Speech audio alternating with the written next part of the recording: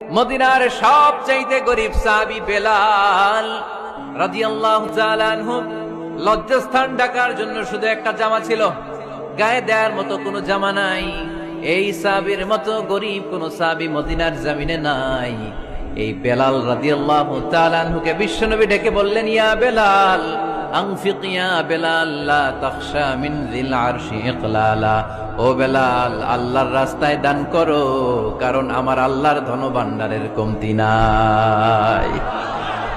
সাইয়েদনা বেলাল রাদিয়াল্লাহু তাআলা আনহু সবচেয়ে গরিব। শুনতেছেন, বুঝতেছেন? সবচেয়ে গরিব। ডাউন পার্টটা ঢাকার মতো একটা গার্মেন্ট ছিল, একটা কাপড়, এটা পেঁচায় আসতো, নামাজ পড়তো। গায়ে রাখার মতো কোনো জামা নাই, আর খাবার দাবার টাকা পয়সা বলতে নাই। ওই সাহাবীর বিষ্ণু ইসলাম বললেন, আনফিক বেলাল, বেলাল তুমিও দান করো, তুমিও দাও, দানের হাতকে প্রশস্ত করে দাও।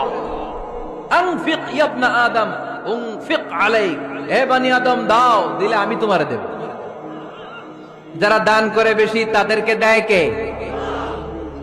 দিলেই আসবে, না দিলে আসে না। আপনি দেন, দেখবেন আসতে শুরু করছে। এটাই সিস্টেম। দিলে কমে না, না দিলে কমে। সুবহানাল্লাহ পড়েন।